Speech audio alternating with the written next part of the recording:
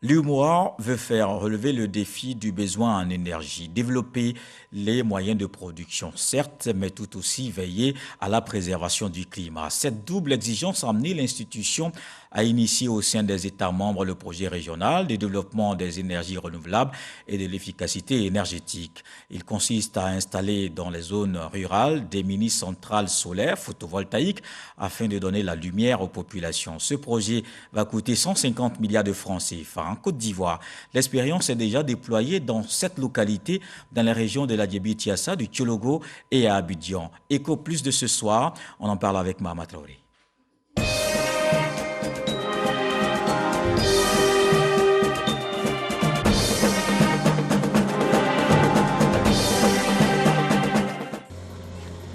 À Eouma-Kofikro, village situé à une vingtaine de kilomètres de Tia-Salé, tout laisse croire que l'électricité est une réalité.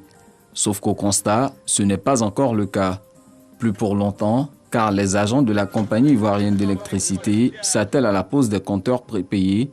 Les villageois, eux, sont déjà impatients. Alors, depuis fort longtemps, on attendait, j'ai l'impression que sans le courant, il ne peut pas avoir un développement. Donc, depuis, il y a eu même les premiers pas. Les gens viennent même chercher des lots pour pouvoir agrandir le village parce qu'ils savent que le courant va apporter beaucoup de choses pour nous. Je faisais mon petit restaurant. Bon, quand Ebola est venu, j'ai arrêté.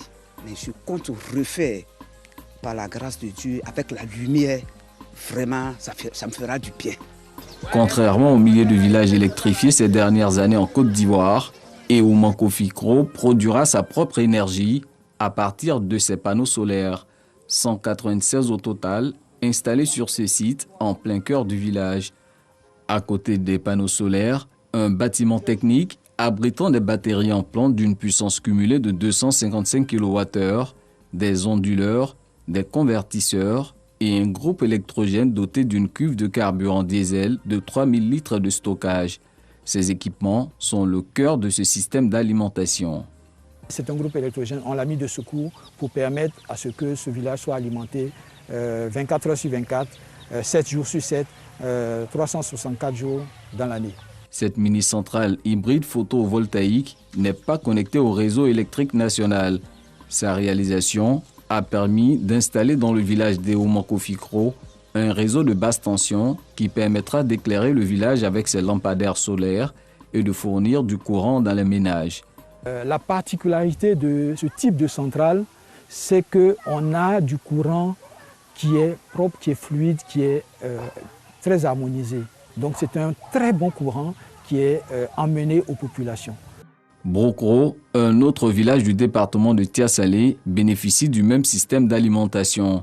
Constat avec l'éclairage public fonctionnel en ces lieux ce début de soirée. Le village est illuminé. Pendant ce temps, la procédure de distribution et de fourniture du courant dans les ménages est en voie d'achèvement. Ils sont venus poser le compteur. Donc on a espoir que tout va marcher. Nous sommes impatients parce que l'éducation des enfants me préoccupe beaucoup. Quand un enfant va à l'école, il vient à la maison, il n'étudie pas, moi ça me dérange. S'il arrive à étudier à cause de la lumière, il serait vraiment ravi. Comme Brokro et Eouma-Kofikro, 5 autres localités sont aujourd'hui électrifiées par un tel dispositif d'énergie solaire en Côte d'Ivoire. Ce, grâce à la mise en œuvre du PRODER, le projet régional de développement des énergies renouvelables et de l'efficacité énergétique.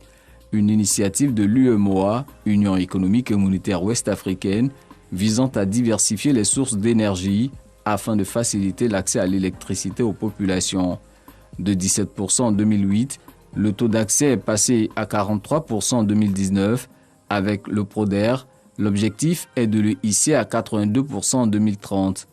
Les prix du pétrole augmentent et l'énergie coûte cher, ce n'est pas accessible. Alors qu'avec l'énergie durable, nous avons des solutions techniques, des solutions technologiques actuellement qui nous permettent de fournir l'électricité même à des villages reculés avec des systèmes isolés comme celui qui est installé ici et qui transforme complètement la vie des populations. Le projet a aussi une vocation écologique car en optant pour cette énergie renouvelable, l'UEMOA veut réduire les effets des changements climatiques dans la sous-région. Dans la zone franc, les énergies renouvelables représentent environ 24% de la production d'électricité des États. Une proportion que veut accroître le PRODER à 82% d'ici à 2030, ce qui est en cohérence avec l'engagement pris par la Côte d'Ivoire lors de la dernière conférence des parties sur le climat à Glasgow en Écosse, de porter la part des énergies renouvelables à 45% dans le parc de production. Cependant, le véritable défi sera de pérenniser cette expérience. Nos techniciens vont bénéficier de formations adaptées à la maintenance de ces équipements-là. Pour l'entretien des panneaux, l'UEMOA a bien voulu encore nous soutenir avec un financement qui va permettre, dans les localités où on n'a pas l'eau courante, de faire des petits forages. Et cette eau-là va servir à faire l'entretien des panneaux. Pour faire du PRODER une réalité en Côte d'Ivoire, l'UEMOA a dépensé plus de 2 milliards de francs CFA. Ces ressources propres ont servi à réaliser le dispositif d'alimentation solaire et les réseaux de distribution dans les villages bénéficiaires. L'initiative prend aussi en charge la pose des compteurs et les installations électriques dans les ménages. Au plus de ce soir, électrification rurale, l'UEMOA mise sur l'énergie solaire, un sujet de Mahama Traoré.